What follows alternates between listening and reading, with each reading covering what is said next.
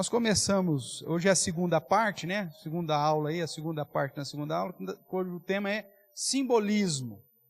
E nós começamos a tratar e vimos que as Escrituras, não só o livro do Apocalipse, mas as Escrituras, de um modo geral, é cheia de símbolos, né? A vida nossa é cheia de símbolos. E isso também é uma realidade do livro do Apocalipse. Nós, semana passada, tratando disso, pegamos aí alguns exemplos, né, até de símbolos, para que despertasse-nos a ideia de que isso faz parte da nossa vida. Agora, se nós pegássemos símbolos que são contemporâneos, que fazem parte da nossa história, né? Vamos imaginar o semáforo, é um símbolo, né? Como sinal de trânsito. Se nós pegássemos esse símbolo e apresentássemos para os nossos irmãos da igreja primitiva, faria algum sentido para eles? Nenhum. Ou mesmo se você aplicasse isso para alguns séculos atrás, antes talvez da Revolução Industrial, onde não tinha nem veículos. Na época de charrete tinha semáforo? Pessoal que lembra aí da charrete, tinha semáforo? Ou a charrete vinha com seta? Não. São símbolos que fazem parte do nosso contexto de geração. Se você apresentar para uma geração anterior, que não viveu aquilo, para ela não vai fazer significado nenhum. Nesse sentido, a Bíblia, então, ela é cheia de simbolismos, e o Apocalipse está fundamentado nos símbolos que a própria Bíblia já nos apresentou.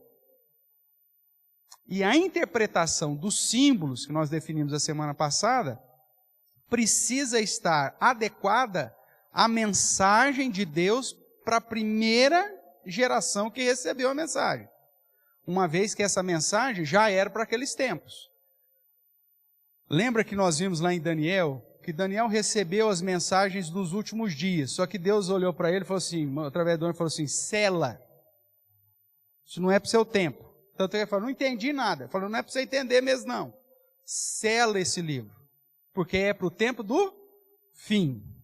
Aí quando revela Apocalipse, o anjo diz para João, não sela, porque já é as coisas que em breve devem acontecer.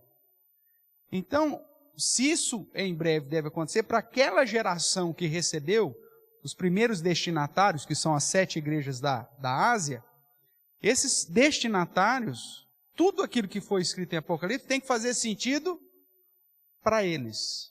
Mesmo que seja aplicado depois, mas tem que fazer sentido para eles. Então, nenhuma interpretação dos símbolos do Apocalipse pode ser de uma situação que só faça sentido para nós agora em 2022 ou 2023. Porque os primeiros destinatários receberam isso lá no ano 100. Então, esse símbolo ele tem que fazer sentido para eles e também para nós, segundo o padrão que a própria palavra de Deus nos apresenta desse simbolismo. Tudo bem até aqui?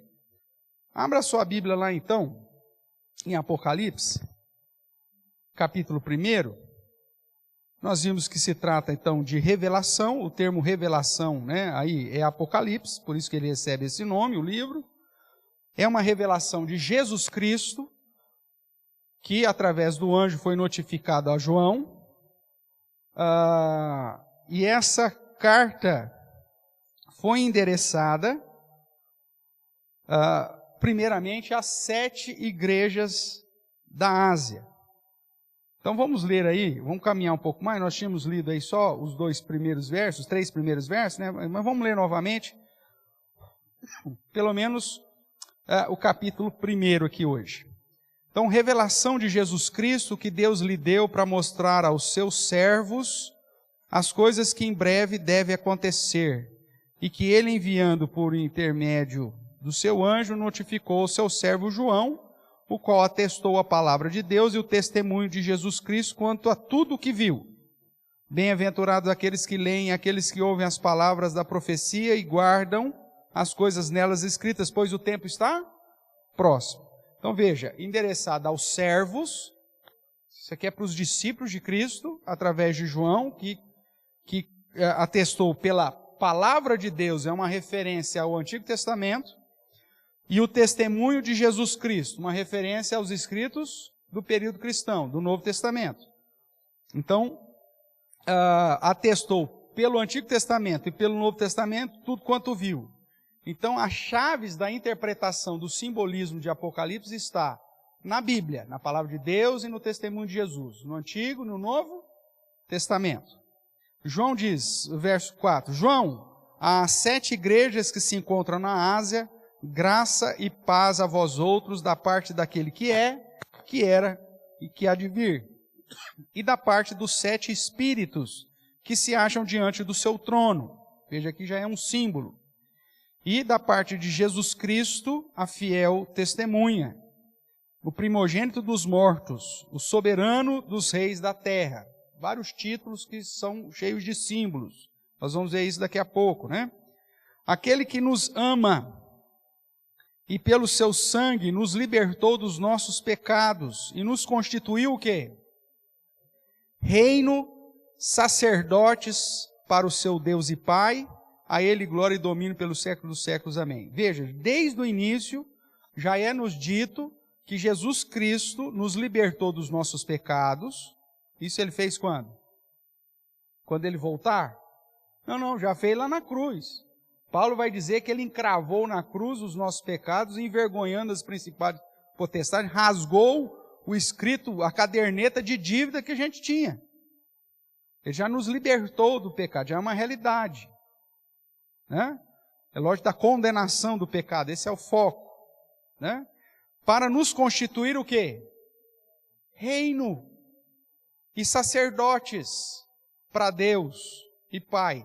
É aquilo que lá no final vai dizer que nesse período que estamos vivendo, nós já somos sacerdotes de Deus e de Cristo e reinamos com Ele. E reinamos com Ele. Então nós vemos que desde o início aqui do livro, já nos é apresentado o fato que já foi constituído o quê? O reino. É aquilo que eu mencionei semana, acho que passada, né?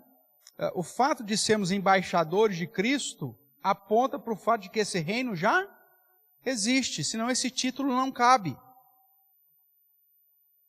Se a palavra de Deus diz que eu sou povo de propriedade exclusiva de Deus, como diz lá em Pedro, sacerdócio real. Por quê? Porque está vinculado ao ministério da ordem sacerdotal de Melquisedeque, que era rei de Salém e ao mesmo tempo sacerdote do Deus Altíssimo. Então sacerdócio real não aponta para a ideia, ele é sacerdote de verdade, real no sentido de verdadeiro, mas sacerdócio real no sentido de sacerdote e rei, porque nós somos sacerdotes e reinamos com Cristo. E isso desde já, desde a ascensão de Cristo, desde a vitória de Cristo, desde que Ele venceu na cruz do Calvário. Nós não estamos aguardando o início do reino. O reino já começou. Como nós vimos lá em Lucas, o próprio Jesus disse que o seu reino não viria de modo visível. Lembra desse texto ou não? Abra sua Bíblia lá em Lucas. Esse aqui você tem que marcar. Lucas.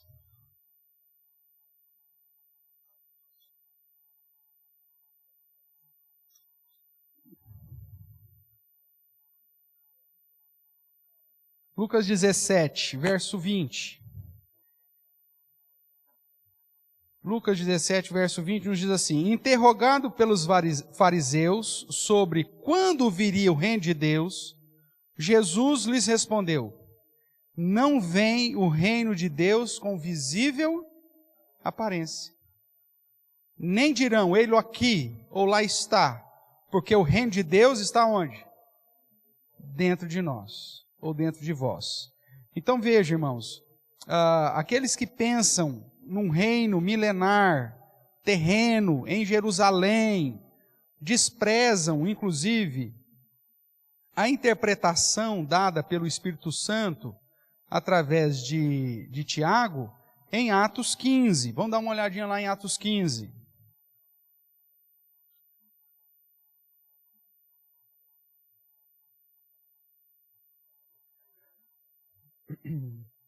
Quando você vai olhar para os dispensacionais, você fala, não, mas Jesus, a palavra de Deus promete que Ele vai restabelecer o tabernáculo, que Ele vai restabelecer o tabernáculo caído de Davi. Então Jesus vai vir fazer isso.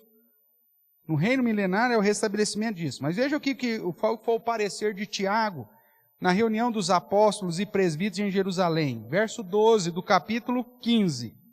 Toda a multidão silenciou, passou a ouvir a Barnabé e Paulo, que contavam quantos sinais e prodígios Deus fizeram por meio deles entre os gentios. Depois que eles terminaram, falou quem? Tiago, dizendo, irmãos, atentai nas minhas palavras. Expôs Simão como Deus primeiramente visitou os gentios, a fim de constituir dentre eles um povo para o seu nome. Confere com isso as palavras dos profetas, como está escrito. Cumpridas essas coisas, voltarei e reedificarei o tabernáculo caído de Davi, e levantando de suas ruínas, restaurá-lo-ei, para que os demais homens busquem o Senhor, e também todos os gentios sobre os quais tem sido invocado o meu nome, diz o Senhor, que faz essas coisas conhecidas desse século. Pelo que, julgo eu, não devemos perturbar aqueles que dentre os gentios se convertem a Deus, mas escrever-lhes que se abstenham das contaminações dos ídolos, bem como das relações sexuais ilícitas, da carne de animais sufocados e do sangue. Porque Moisés tem em cada cidade, desde tempos antigos, o que pregam nas sinagogas, onde é lido todos os sábados. Então veja, dentro do parecer, na reunião, a Assembleia de Jerusalém, com os apóstolos e presbíteros, o parecer de Tiago, pastor de Jerusalém, é que já foi cumprido a promessa da reedificação do tabernáculo caído de Davi. Quando que foi restabelecido isso? Quando Jesus vence na cruz do Calvário, derrama o Espírito Santo, e aí o Evangelho chega agora para alcançar os gentios, ou seja, todos os povos. E aí você vai continuar a leitura, o próprio concílio vai dizer que pareceu bem a eles e ao Espírito Santo. Mas se Tiago tivesse errado aqui, na interpretação dele, o Espírito Santo ia dar esse apoio? É óbvio que não. Então a promessa de restabelecer o tabernáculo caído de Davi já foi feito. Quando Deus derramou o Espírito Santo de Deus e trouxe os gentios para dentro da igreja. Então nós não estamos esperando restabelecer mais tabernáculo caído em lugar nenhum. Igual diz, não, tem que esperar o templo de Salomão ser reconstruído.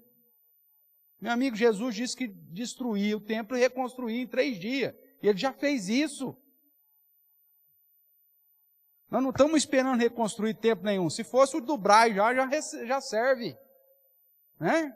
Vamos lá para o templo de Salomão lá que o Edir fez, está pronto. O que os judeus não conseguiram fazer em 2000 anos, o cara fez no Braz. Ah, mas é porque eles querem fazer no lugar que não pode. Mas por que não pode? Deus não é soberano sobre essas coisas? Claro que é.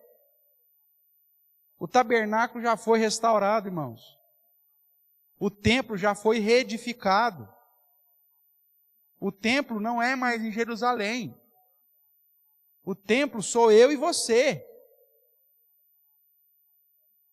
Porque temos a habitação de quem? Do Espírito Santo. Olha que coisa maravilhosa. Então, já foi estabelecido o reino, já foi estabelecido as promessas relacionadas ao reino, que não é de visível aparência, mas que já está presente no mundo. Aquela pedrinha, nós vamos fazer uma conexão mais para frente, você vai se lembrar, né, do sonho de Nabucodonosor. Qual que foi o sonho de Nabucodonosor? uma estátua. Lembra dessa estátua? Cabeça do que mesmo? Cabeça de ouro. Peitoral do quê? Né? Peitoral e braços de prata. O ventre? Bronze. E as pernas e os pés? Ferro, com os ferros misturado com barro. Lembra disso? E aí Daniel deu uma interpretação. Ele diz, ó, a cabeça de ouro é quem? A própria Babilônia. Olhou para Nabucodonosor e falou assim, nós vamos estudar isso com mais vagar depois, né? Mas isso é extremamente essencial para você entender. Apocalipse, inclusive. Cabeça de ouro, Babilônia. Peitoral e braços de prata, os medo-persas. É o império que vem depois. Aí, o ventre, né? Não, os gregos macedônios. E aí o ferro e os pés, com os 10 dedinhos, né? Os romanos, que depois se dividem lá em 10 reinos em menor e virem nada praticamente. Mas aquela visão de Nabucodonosor é uma sequência de impérios mundiais. E no sonho tinha uma pedra, uma rocha, que foi lançada sem auxílio de mãos humanas, que bateu no pé da estátua e fez o que com a estátua? Esmiuçou a estátua. Gente, vocês precisam vir na escola dominical, estudar as historinhas de Daniel, né? Ler lá com os netinhos. A rocha bate no pé da estátua e faz o que com ela? Esmiuça. E essa pedrinha, o que acontece com ela? Se transforma numa montanha que faz sombra sobre quem? Todas as nações da terra. Quem que é a rocha na Bíblia? Jesus Cristo é a rocha, que esmiuçou os impérios e se transformou numa montanha que faz sombra sobre todas as nações. O cristianismo alcança todos os povos, só que não é um reino visível, é um reino que está dentro de nós, que tem representante de todas as nações, de todos os povos, de todas as línguas, e que começou a avançar no Império Romano, quando Jesus veio, né? Por isso a sequência da estátua inteira, e depois que Cristo vence. Então é isso que nós estamos falando, desses símbolos. E para entender esses símbolos todos, nós precisamos olhar para a Bíblia como inteira. Então, que reino que está em voga hoje? O reino da rocha, que virou essa montanha e que faz sombra em todas as nações. O cristianismo que está avançando e alcançando representantes de todos os povos, tribos, raças e línguas. Então nós não estamos esperando ainda um reino visível. A construção do tabernáculo caído de Davi já aconteceu, segundo Tiago. Nós não estamos esperando Jesus voltar para sentar no trono em Jerusalém. Jesus já está no trono excelso. Nós vamos ver isso aqui em Apocalipse. Então, irmãos, é preciso entender os simbolismos que trata de que o Apocalipse já está acontecendo desde a primeira vinda de Cristo. A sua vitória na cruz, a sua ressurreição, a sua ascensão, dá início àquilo que Apocalipse vem trazer. Por isso que foi dito para João, não celes. Não celes. Volte lá então, já que nós mostramos aqui Lucas e Atos para você, volte lá para Apocalipse, capítulo 1.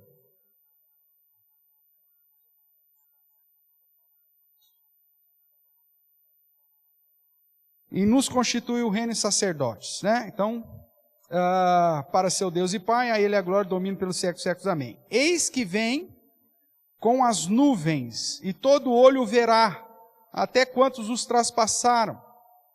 E todas as tribos da terra se lamentarão sobre ele, certamente. Amém. Veja, a volta de Jesus será o quê? Será secreta?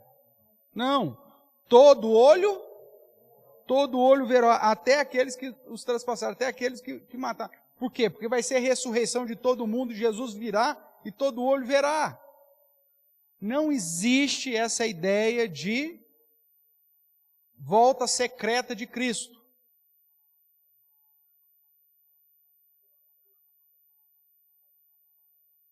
O texto que a maioria dos dispensacionalistas usa está lá em Mateus, no sermão escatológico. Dá uma olhadinha lá para mim. Mateus capítulo 24. Quando você lê sobre os princípios das dores, a grande tribulação, vinda do Filho do Homem, não tem nada sobre vinda secreta. Muito pelo contrário. Você vai ver aí no verso 29, dizendo assim, ó, logo em seguida a tribulação daqueles dias, o sol escurecerá, a lua não dará sua claridade, as estrelas cairão do firmamento, os poderes do céu serão abalados. Então, verso 30, eu estou aqui de Mateus 24. Aparecerá no céu o sinal do Filho do Homem. Todos os povos da terra se lamentarão e farão o quê? E verão o Filho do Homem vindo sobre nuvens do céu. Veja que é a mesma coisa que João está falando lá. O Filho do Homem virá sobre as nuvens do céu e todo olho verá. Com poder e muita glória. E ele enviará os seus anjos com grande clangor de trombeta, os quais reunirão os seus escolhidos dos quatro ventos, de uma a outra extremidade dos céus. Então a volta de Jesus é visível. Aí o cara chega para você e fala assim, não, pastor, mas você não leu a parábola da figueira? Que diz assim, ó, lá no finalzinho, verso 40. Então, 2 estarão no campo, um será tomado e deixado o outro. 2 estarão trabalhando no moinho, uma será tomada e deixada a outra. Portanto, vigiai, porque não sabeis em que dia vem o vosso Senhor. Então, eles usam o verso 40 e 41 para dizer, ó, tá vendo? Ó, uma foi tomada, o outro foi deixado. Esse é o arrebatamento da vinda secreta de Jesus. Só que não é isso que o texto está dizendo. O texto já disse anteriormente que Jesus vai vir e todos verão. E o que ele está falando aqui? Vamos ver o contexto. Ele está falando da parábola que chama a sua atenção para você estar vigilante quanto à volta de Jesus, ou sinais relacionados à volta de Jesus. E aí no verso 37, ele diz assim, pois assim como foi nos dias de Noé, também será a vinda do Filho do Homem. O foco aqui é o seguinte, com Noé, o dilúvio veio sem aviso prévio. Eles não estavam vigiando, pereceram. Tudo bem? A volta de Jesus é a mesma ideia. As pessoas vão estar preocupadas com as coisas do mundo, todo mundo vai desprezar a Cristo, a sua igreja, a sua palavra, e aí quando Jesus vier, o pessoal vai lamentar, como aconteceu no dia de Noé. Nossa, Noé entrou na arca, fechou, e agora? Já era, morreu. Ok? Vamos ver o contexto. Então, assim foi nos dias de Noé, também será na vinda do Filho do Homem. Verso 38. Porquanto assim como nos dias anteriores ao dilúvio, o que o povo fazia? Comiam, bebiam, casavam, davam-se em casamento. Até o dia em que Noé entrou na arca. E não o perceberam. Senão quando veio o quê? O dilúvio. E os levou a todos. Assim será também a vinda do Filho do Homem. O dilúvio levou a quem? Os que não entraram na arca. Toda a humanidade pecaminosa. Então o dilúvio os levou a todos. Então o dilúvio levou ou tomou os descrentes. Tudo bem? Aí qual que é a sequência aí?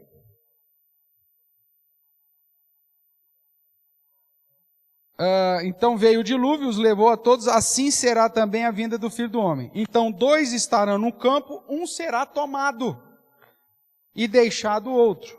2 estarão trabalhando no moinho, uma será tomada. e deixada a outra. Dentro dessa visão do contexto, quem que é tomado? O ímpio ou o crente? O dilúvio levou quem? Os ímpios. Quem que foi tomado pelo dilúvio?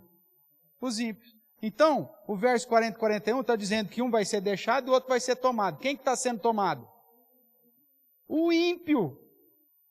Então é arrebatamento dos ímpios agora? Porque se a gente for interpretar de acordo com o que o texto está dizendo, nós vamos dizer então que vai ter arrebatamento dos ímpios e nós vamos ser deixados. Porque Noé ficou. Ou Noé foi levado? Não, Noé ficou. Se ele está usando o exemplo de Noé dizendo que o dilúvio levou a todos, tomou a todos, então quando ele diz que um será deixado, um deixado e outro tomado, quem que é o tomado?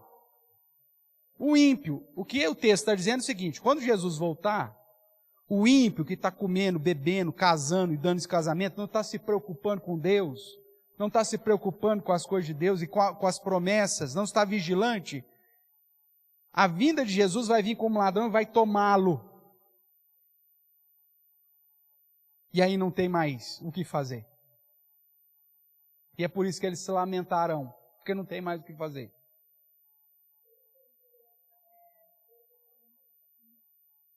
Mas vamos ver lá. Mas o principal texto que eles usam é o texto que um será tomado ou deixado para dizer do arrebatamento secreto. Não está falando de arrebatamento secreto. E se tivesse falando de arrebatamento, está falando do arrebatamento de quem mesmo? Dos ímpios.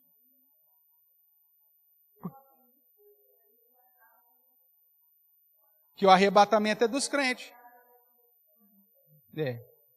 Mas não.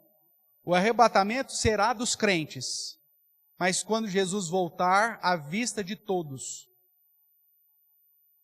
Não tem um arrebatamento secreto. Tudo bem? Porque aqui eles usam para a questão de um arrebatamento secreto, onde a igreja será levada e os ímpios vão viver a grande tribulação. A Bíblia nunca disse isso em lugar nenhum, muito pelo contrário, a Bíblia diz que vai ter crente na grande tribulação.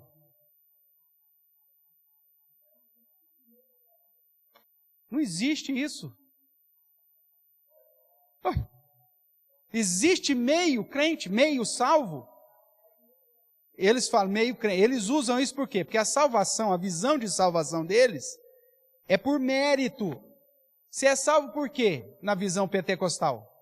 Pelos seus méritos. É pela graça de Jesus? Não. É pelos méritos. Então, na cabeça deles, o cara meia boca é aquele que não teve o mérito suficiente para ser salvo. Mas a salvação nunca foi por mérito. É pela graça de Deus. Então, se é pela graça de Deus, existe alguém que é meio salvo? Não. Deus faz o serviço pela metade? Não. Quem é salvo e ponto, acabou. Quando nós vamos lá para Tessalonicenses, se não me engano, capítulo 4, dá uma olhadinha lá, já que a Sabrina mencionou.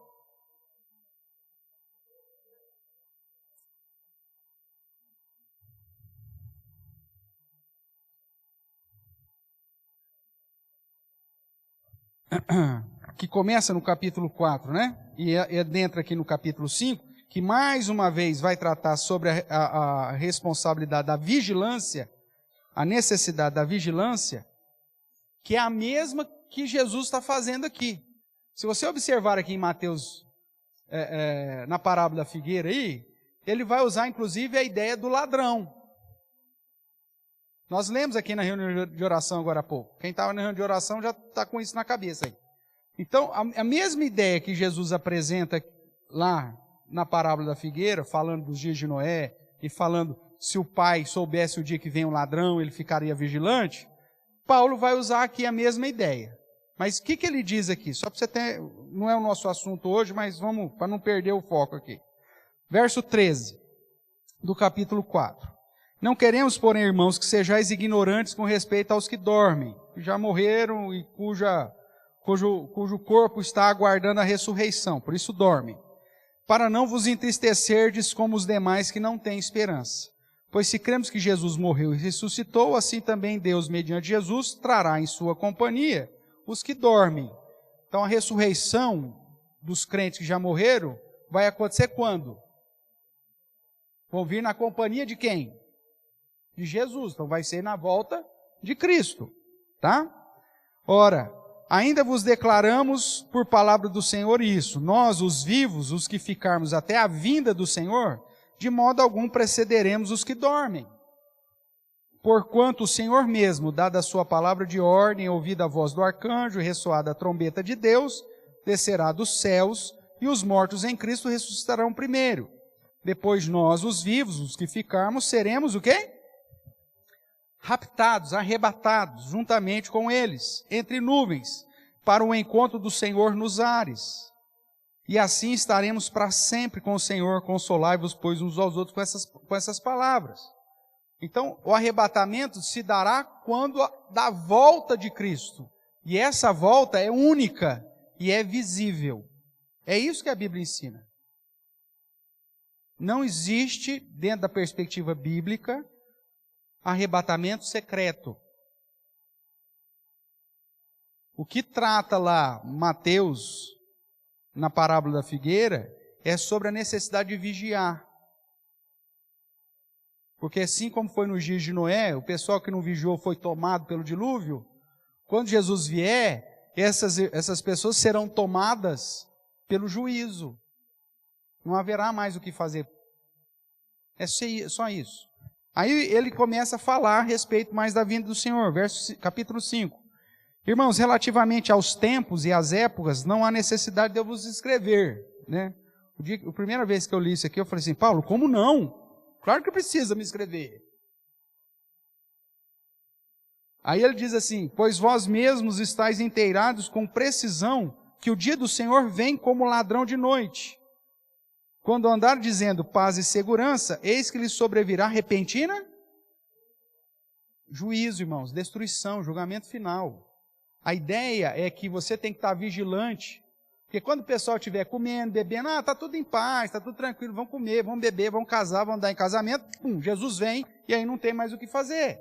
É a mesma história lá de Mateus 24, 25, que é o sermão escatológico. O que mais que ele diz? Como vêm as dores de parto, aqui está para dar à luz, e de nenhum modo escaparão. Mas vós, irmãos, não estáis em trevas, para que esse dia, como ladrão, vos apanhe de surpresa.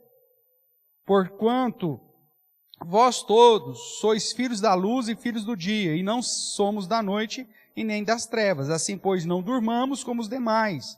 Pelo contrário, vigiemos e sejamos sóbrios. Ora, os que dormem, dormem de noite, os que se embriagam, é de noite que se embriagam. Nós, porém, que somos do dia, sejamos sóbrios, revestindo-nos da couraça da fé e do amor e tomando como capacete a esperança da salvação. Porque Deus não nos destinou para a ira, mas para alcançar a salvação mediante nosso Senhor Jesus Cristo, que morreu por nós, para que, quer vigiamos, se estivermos vivos, nós temos que estar vigiando, ou durmamos, ou seja, morremos, então estamos aguardando a ressurreição, vivamos em união com Ele. Consolai, pois, uns aos outros e edificai-vos reciprocamente, como também estáis fazendo. Então veja, não tem em nenhum lugar amparo para um arrebatamento secreto de Cristo. Mas é um arrebatamento, inclusive, associado à ressurreição, porque o verso que diz aí do arrebatamento, diz que nós, verso 17, depois nós, os vivos, os que ficarmos, seremos arrebatados juntamente com quem? Com quem? Entendi nada. Juntamente com quem? Com eles. Por que está no plural? Não é com Jesus, pastor? Sim, com Jesus e mais os irmãos que ressuscitaram. Não vieram em companhia de Jesus, os que estavam dormindo? Toda a crentaiada que já morreu está lá, aguardando diante do trono do Senhor o dia da volta. Quando Jesus voltar, Jesus vem na companhia dele, de Jesus vem quem? Todos os crentes, ressuscitados agora. E nós, se porventura estivermos vivos, olhando agora para 1 Coríntios capítulo 15, seremos transformados no corpo glorificado, e então seremos arrebatados juntamente com eles. Jesus e todos os crentes que já estavam dormindo, cujo corpo estava dormindo, mas a alma já estava na presença de Deus, diante do trono do Senhor. Não existe arrebatamento secreto. Eu sei que você ouviu isso a vida inteira. Você já assistiu o filminho Deixado para Trás, você já assistiu o filme lá Apocalipse, talvez você assistiu lá a novela da Record, que tem uma visão totalmente dispensacionalista, mas que não tem amparo escriturístico, aliancista. Está pautado em revelações que qualquer xarope teve por aí, e aí fala, eu tive uma visão que vai ser assim. Meu amigo, você tem que ficar com a Bíblia. Tudo bem até aqui? Pastor, eu nunca ouvi dessa forma. É por isso que Deus te trouxe aqui. Agora você ouviu. E isso vai fazer diferença completamente na interpretação de Apocalipse. Porque qual que é o foco da salvação para eles? É meritório, como eu já disse. Então o que acontece? Fica tranquilo, se Jesus voltar e tiver um arrebatamento secreto e você ficou, você tem uma segunda chance. Meu amigo, não tem isso na Bíblia, criatura. Porque a salvação não é por mérito. E outra, Deus seria injusto se deu segunda chance para uma geração e não deu para outra. Porque se com arrebatamento secreto, aquela geração que estiver vivendo arrebatamento secreto vai ter uma segunda chance, e as outras gerações que não tiveram essa oportunidade? Isso é injustiça de Deus, porque Ele está priorizando uma turminha. Ele está prevalecendo, está dando oportunidade de segunda chance para uma turminha que não deu para o resto. Deus faria um negócio desse? Nem pode. Ele é justo. Então, meu amigo, quando Jesus voltar, vai ser definitivo. E aí, o julgamento é, eu te conheço ou não te conheço? Aí alguns vão falar assim, mas eu fiz um monte de coisa. Jesus fala, não te conheço mesmo assim, porque a salvação não é por obras, não é por mérito. Você pode ter feito um monte de coisa em nome de Jesus, mas se você não for dele, não adianta nada você ter feito nada. Aqueles que confiam a salvação nos seus próprios méritos, irmãos, vão cair do cavalo. Porque vão ter uma surpresa terrível. Senhor, mas eu fiz isso, Senhor, eu fiz aquilo, Senhor, eu fiz aquilo outro. Apartai-vos de mim os que praticais a iniquidade. É vida que Deus quer. Se você não tem vida com Deus, meu amigo, naquele dia, Jesus virá e você vai se lamentar. Porque a salvação não é por mérito, é pela graça de Jesus. Quanto mais cedo você se prostrar diante de Deus e dizer, Senhor, eu sou um pecador, miserável, me arrependo, e obrigado pela obra que Jesus Cristo fez em meu lugar. Quanto mais cedo você reconhecer o senhorio de Jesus, melhor. O problema é que as pessoas se consideram justas. E aí ela se compara com o outro. E geralmente com quem ela se compara é sempre um cara ruim. Né? Fala, eu vou ser salvo. Olha Hitler.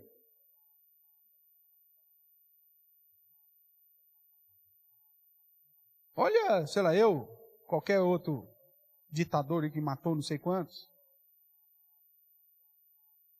Ou então compara você com o maníaco do parque. Eu vou ser salvo. Olha o maníaco do parque.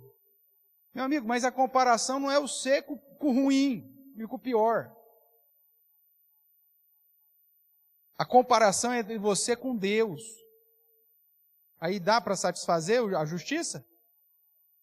Seja, se o cara é o último da fila ou se ele é o primeiro da fila, quando a comparação é com Deus, ninguém se justifica. É insuficiente. Por mais que você seja bonzinho, nossa, o cara é bonzinho, só faltou ser crente. Continua sendo insuficiente. Porque a comparação não é dele com o último da fila, é dele com Deus. Deus é justo, Ele quer uma postura de justiça. Alguém consegue atingir essa postura? Não. Se ninguém consegue atingir essa postura, então estamos todos condenados.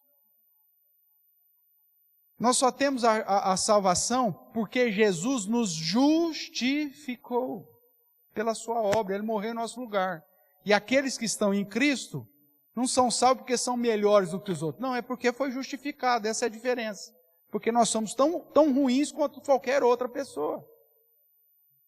Agora, se eu coloco a salvação como mérito, então eu preciso interpretar também as questões escatológicas pautada no mérito.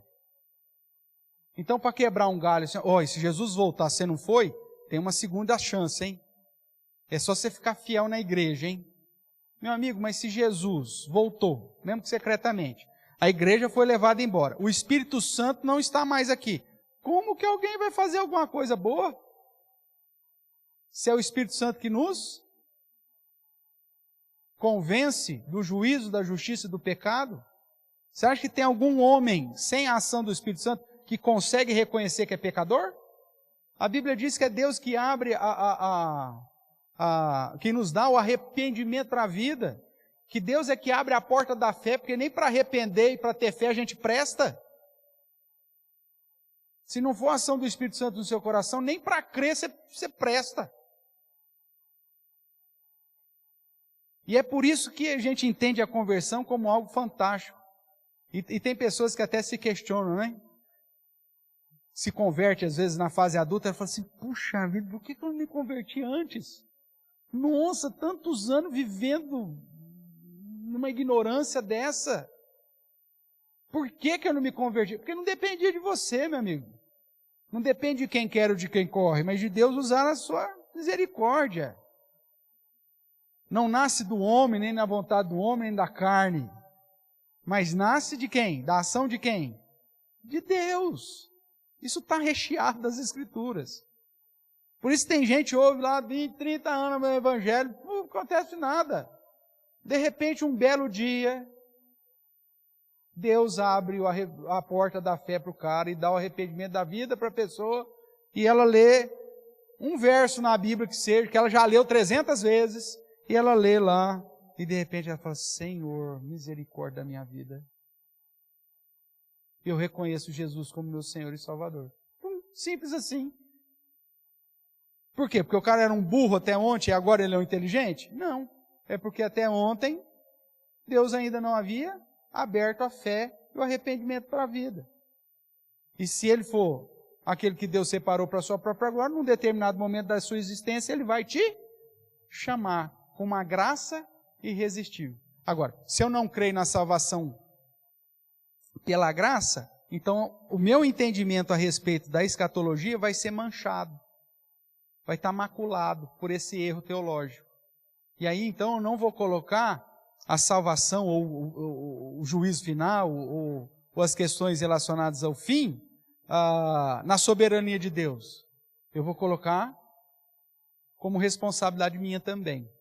E esse é o maior erro que a gente pode ter na interpretação de Apocalipse. Tudo bem?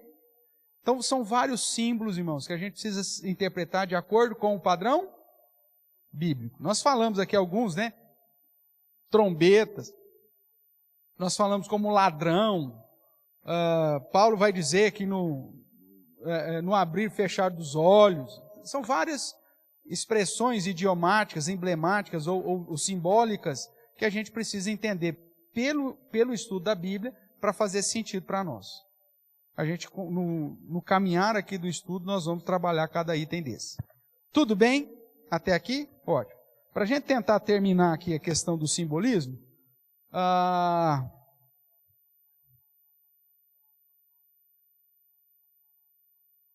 você que está com a apostila aí, é na página 24, tá bom? Se não, você acompanha lá. Eu tentei dividir por capítulos para mostrar algumas figuras, alguns símbolos que são descritos aqui no Apocalipse. A primeira coluna aí, você tem o número dos capítulos. A segunda coluna, que está escrita, o que trata cada capítulo. E na terceira coluna, eu pus algumas, não dá para pôr todas, né? Mas eu pus algumas, inclusive aqui na apostila está mais completa aí do que o meu slide. Mas eu pus alguns textos que se referem a essa questão. Volte lá comigo para Apocalipse capítulo 1.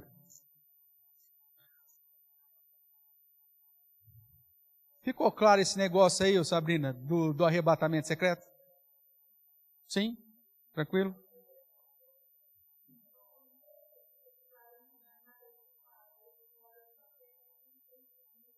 Que foi o texto que nós lemos aqui. Tá? Mas veja, ali também diz que é um arrebatamento, que a volta de Jesus é visível. Inclusive a gente vai se reunir com eles. Então vamos lá, Apocalipse capítulo 1. Então eu li até o verso 7, né? Vamos ver o verso 8. Jesus diz: eu sou o Alfa, o Ômega. Diz o Senhor Deus, aquele que é, que era e que há de vir, o Todo-Poderoso. Eu, João, irmão vosso e companheiro na o quê? Meu Deus do céu, esse João está doido. Ele é companheiro do quê? Então a tribulação começou quando, que nós não sabemos? Desde João lá, ó, desde Jesus na ascensão. Ele já se coloca dentro da tribulação. Nós estamos vivendo, irmãos. Desde a ascensão de Cristo, começa a tribulação. Ah, pastor, mas é a grande que não sei o quê. Meu amigo, mas olha. Tem gente que parece que torce pela grande tribulação. Ai, pastor, eu quero ver essa grande tribulação. Tal. Ou então aqueles que acreditam no arrebatamento secreto, falam assim, não, nós não vamos estar aqui. Aí, olha aí a postura ilógica disso. Diz que a grande tribulação, os dias vão ser o que mesmo? Abreviados por causa de quem? Dos eleitos. Meu amigo, se o eleito não está aqui, por que você vai abreviar? Dentro da visão deles, os eleitos foram arrebatados e estão nas bodas do Cordeiro. Nós estamos na festa do casamento. Aí vai abreviar o tempo? Se eu conheço bem com algumas irmãs aqui, pelos estudos que a gente tem dos encontros aqui, tem uma irmã que não vai embora antes do bolo. O anjo vai chegar lá, gente, ó, não acabou a festa ainda não, mas nós vamos ter que voltar porque o dia foi abreviado. Pô, nós estamos na festa, meu amigo, vai abreviar para quê? Não, não sai daqui enquanto não comer o bolo.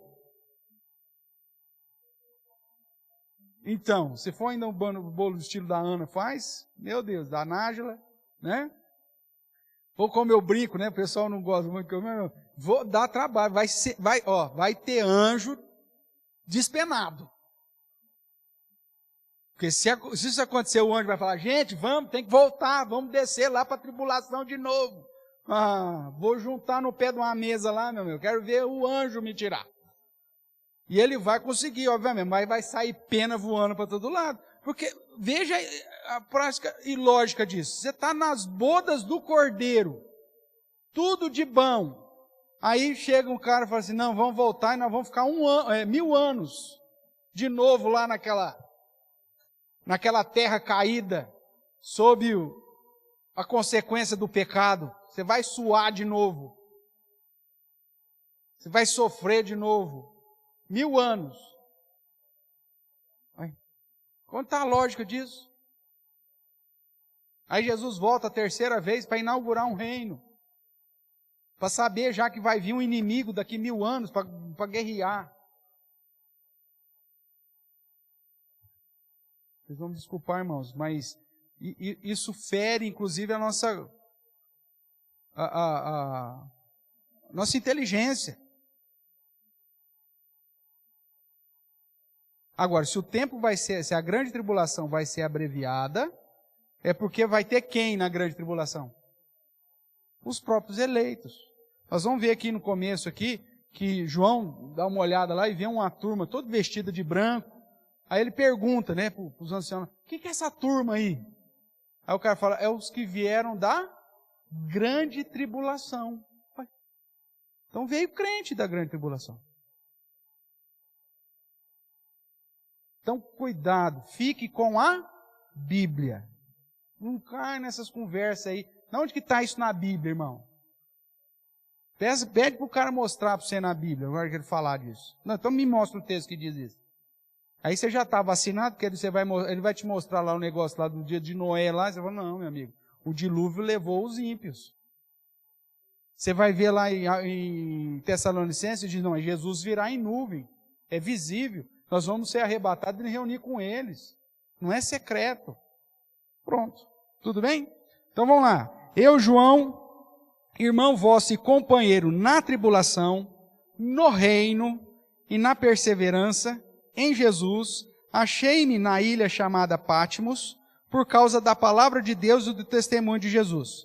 Lembra que eu te falei que essa ideia, a palavra de Deus e o testemunho de Jesus vai ser repetido várias vezes? Veja o que diz aí no verso 2, ó. O qual atestou a palavra de Deus e o testemunho de quem? De Jesus Cristo. Então agora ele diz, no verso 9, que achou-se na ilha de Patmos por causa do quê? Da palavra de Deus e do testemunho de Jesus. Esse vai ser sempre um paralelismo aqui em Apocalipse.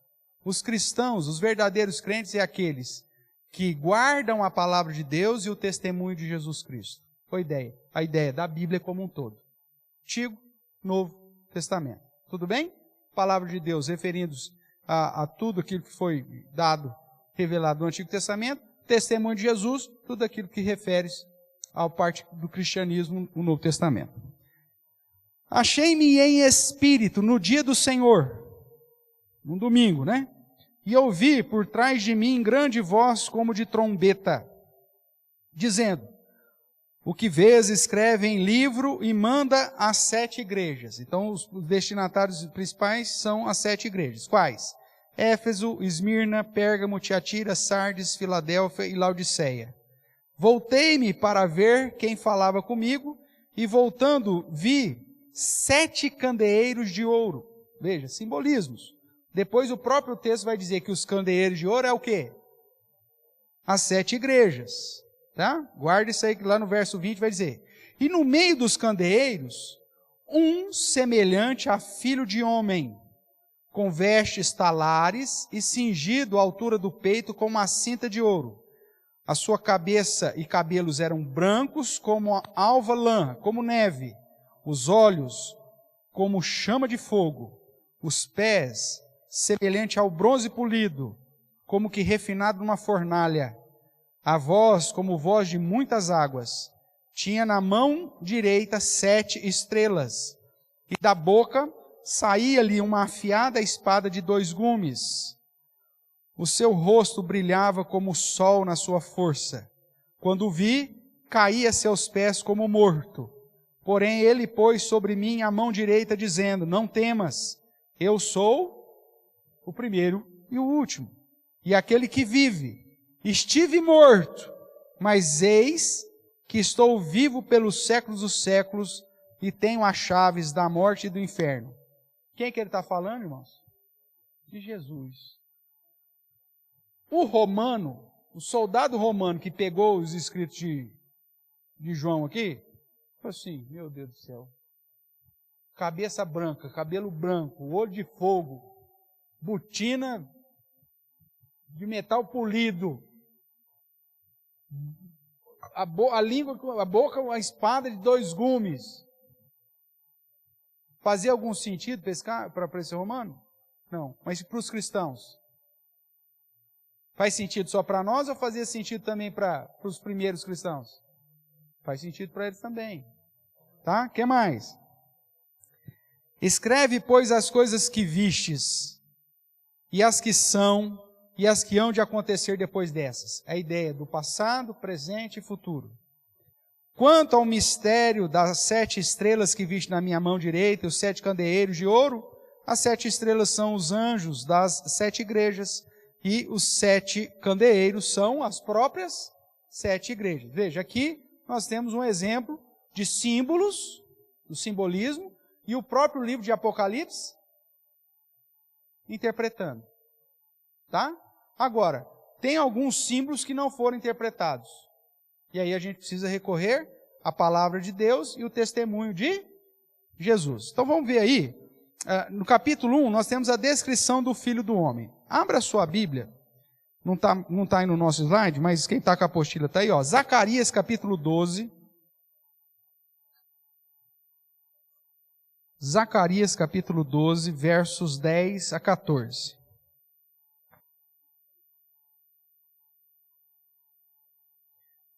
Eu vou ler aqui por conta do som da transmissão, tá? Você acompanha.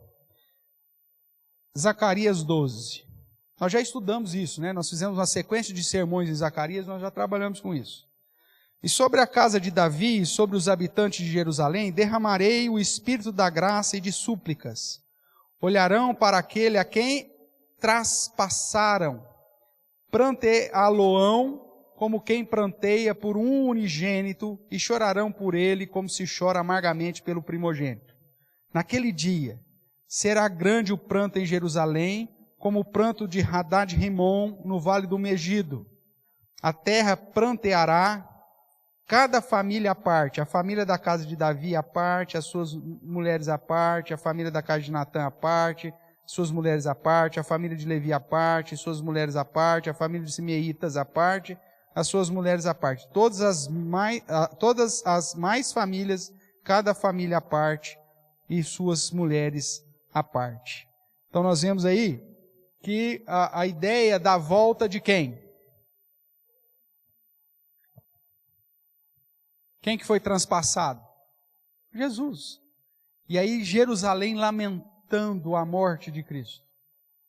Ok? Então, a ideia que nos é apresentada aqui, esse unigênito, esse primogênito, a ideia que aponta para Cristo. Ainda dentro da descrição, lá em Apocalipse nós vimos, né? Que ele foi traspassado, né? Morreu, né? Então, figura aqui que aponta para Cristo. Daniel, capítulo 7. Dá uma olhadinha lá em Daniel, capítulo 7, verso 9.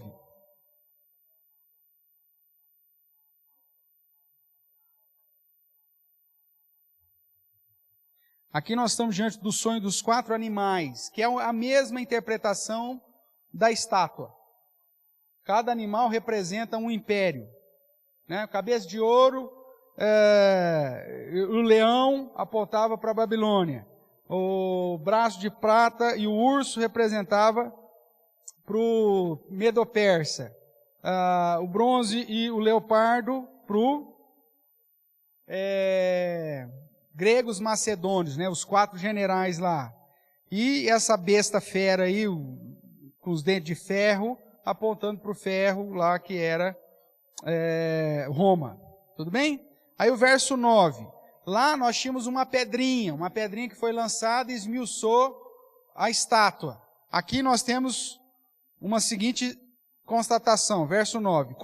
Continuei olhando, até que foram postos uns tronos, e o ancião de dias se assentou. Sua veste era branca como a neve, e os cabelos da cabeça como pura lã. O seu trono eram chamas de fogo, e suas rodas eram fogo ardente. Um rio de fogo manava e saía diante deles. Milhares de milhares o serviam, e miríades de miríades estavam diante dele. Assentou-se o tribunal, e se abriram os livros. Então estive olhando, por causa da voz, das insolentes palavras que o chifre proferiram. Estive olhando e vi que o animal foi morto, o seu corpo desfeito e entregue para ser queimado. Quanto aos outros animais, foi-lhes tirado o domínio. Todavia foi-lhes dada prolongação de vida por um prazo e um tempo. Eu estava olhando nas minhas visões da noite, e eis que vinha com as nuvens do céu, como que? Filho do homem, e dirigiu-se ao ancião de dias, e o fizeram chegar até ele. Foi-lhe dado domínio e glória e reino, para que os povos, nações e os homens de todas as línguas o servissem. O seu domínio é domínio eterno, que não passará, e o seu reino jamais será destruído. Veja, quando nós olhamos para Apocalipse, que fala que ele vem em nuvens, né? Que ele é o filho do homem, ele usa justamente essa expressão, que recebe o domínio sobre todas as nações, é a mesma ideia da rochinha lá que foi lançada, esmiuçou a estátua e se tornou montanha, fazendo sombra por todas as nações. Aqui ele já amplia um pouco mais essa visão, dizendo que esse Filho do Homem, que é vencedor, se torna o rei soberano sobre todos os povos, e todas as nações o servem. Ele tem servos espalhados por todas as nações do mundo, e o seu domínio é eterno, o seu reino jamais terá fim. Então veja, aqui é uma das chaves que apontam para Cristo, que Apocalipse usa os mesmos símbolos para te conduzir à promessa que já foi cumprida em Cristo Jesus, profecia essa dada a Daniel. Eu sei que pode estar parecendo muito rápido agora, mas depois com vagar, você pega as expressões, vocês vão ver que as expressões elas se encaixam e apontam para a mesma figura daquele que venceu a morte e que reina eternamente, que é Jesus. Tudo bem? Ainda aqui, Daniel, capítulo 10.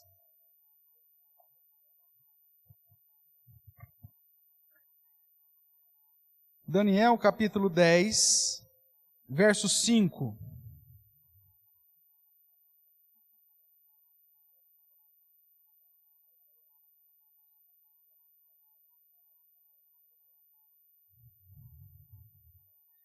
Diz assim: levantei os olhos e olhei, e eis um homem vestido de linho, cujos ombros estavam cingidos de ouro puro de Ufaz. O seu corpo era como berilo, o seu rosto como um relâmpago, os seus olhos como tochas de fogo, os seus braços e os seus pés brilhavam como bronze polido, e a voz das suas palavras era como o estrondo de muita gente. Só eu, Daniel, tive aquela visão. Os homens que estavam comigo nada viram, não obstante caiu sobre eles grande temor, fugiram e se esconderam.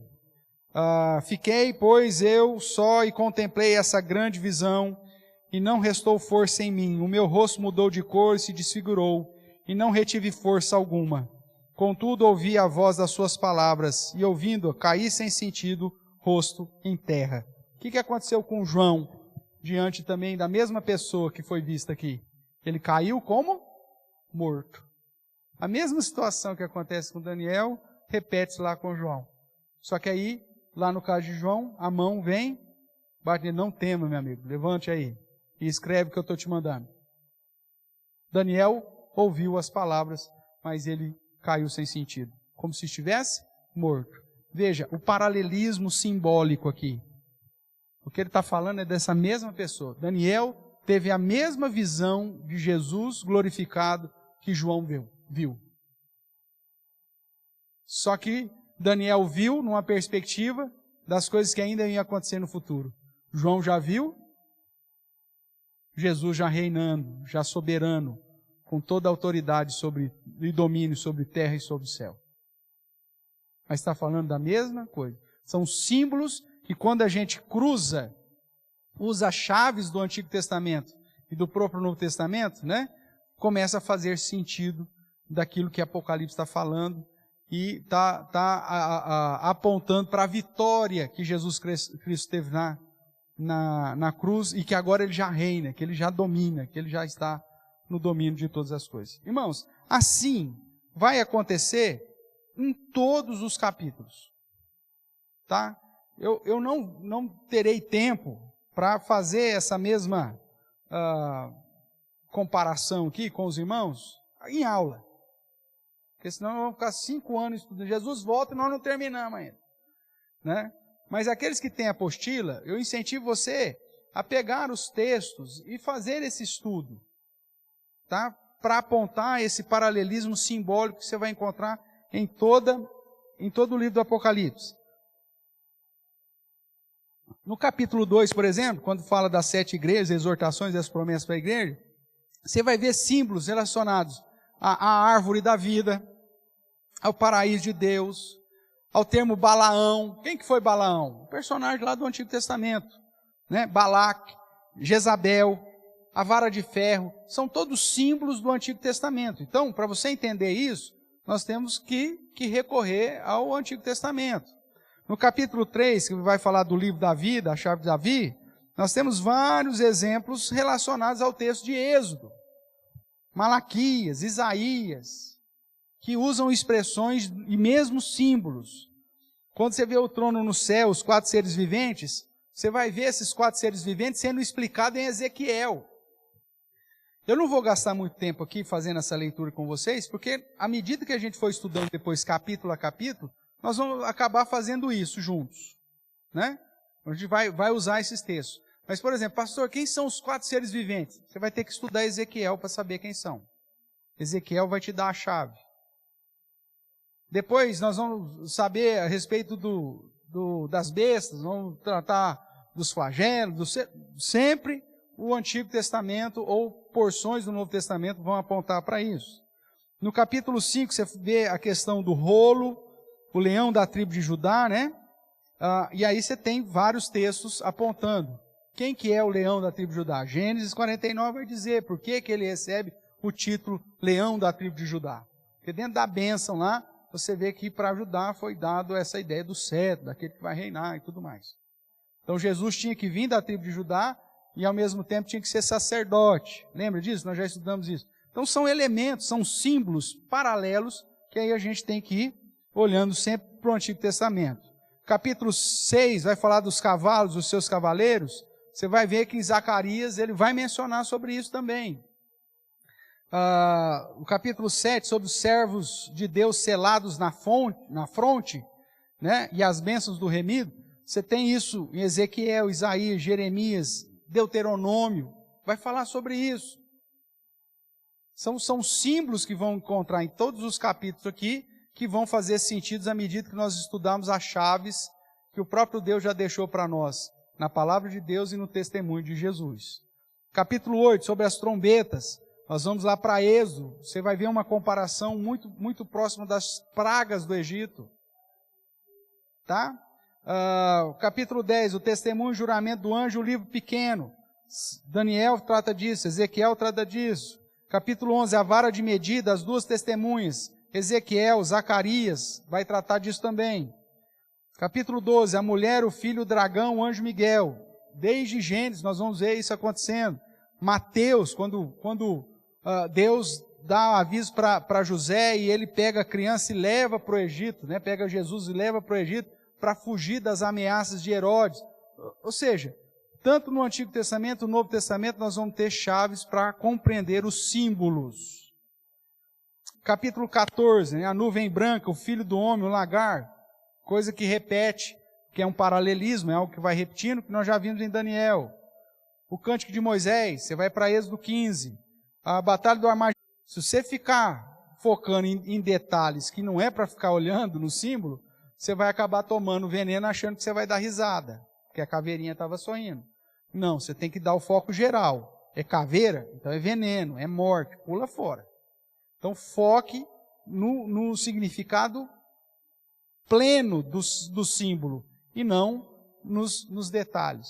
É lógico que alguns detalhes você vai ter amparo na Bíblia para traduzir. Por exemplo, volte aqui para Apocalipse. Você que estava comigo em Daniel, volte aqui para Apocalipse.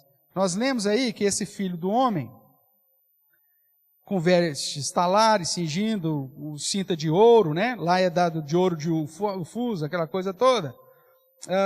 Verso 16, tinha na mão direita 7 estrelas, e da boca saiu-lhe uma afiada espada de 2 gumes. Pastor, essa espada afiada de 2 gumes, onde nós encontramos isso? Vamos dar uma olhada? Hebreus, dá uma olhada em Hebreus aí. Capítulo 4.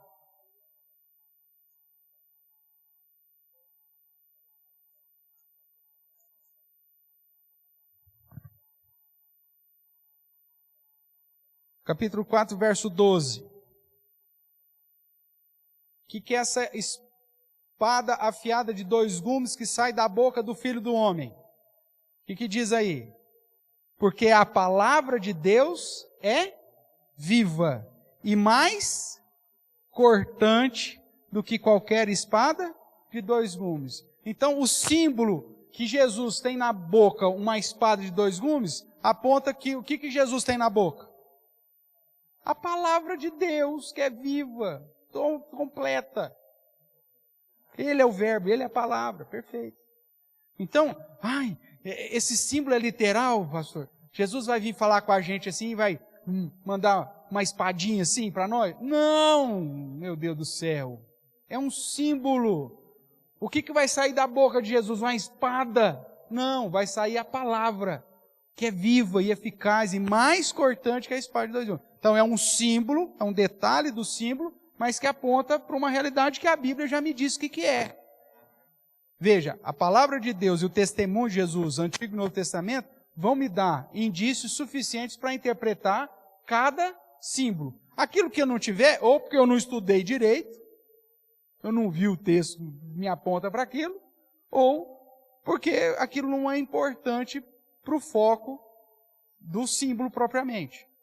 No caso da espada de dois gumes, eu tenho aqui a chave para interpretar que o que sai da boca daquele homem, poderoso que morreu e que vive eternamente, que tem todo o poder, na verdade não é uma espada, é a palavra. É a palavra de Deus. Então, só um exemplo aqui para que você fixe aí melhor a questão que o simbolismo precisa ser interpretado pela própria Bíblia. Se você tem elementos na Bíblia que interpretam aquele símbolo, maravilha. Tem que fazer sentido para os primeiros destinatários. Agora, se você não tem, o que será? Deus me revela. Aí você tem um sonho lá, depois de comer um hambúrguer, 3 horas da madrugada, aí fala, Deus me revelou que é tal coisa. Não, meu filho, não. Toma lá um sal de fruta antes de dormir, para não ter sonho de besteira. Tudo bem?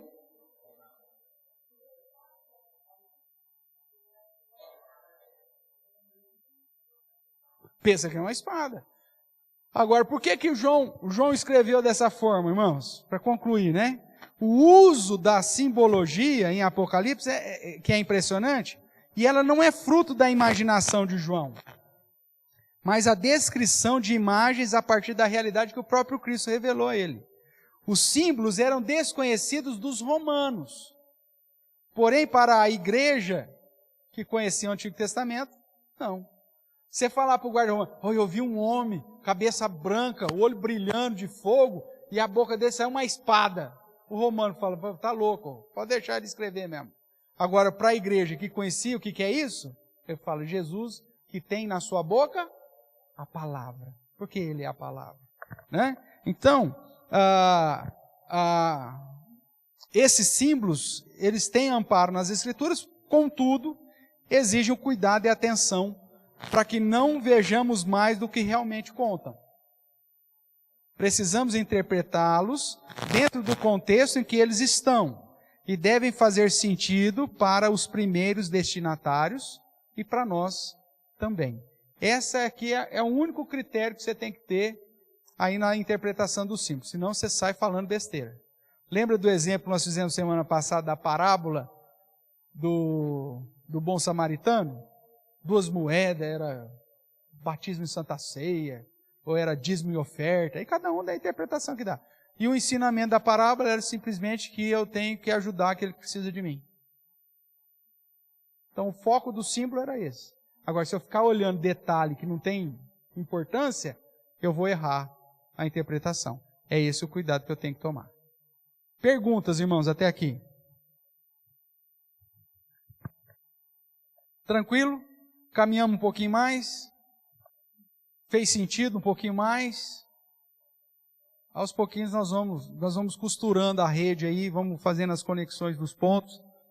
E a ideia é que, ao passar do tempo, a gente possa compreender mais.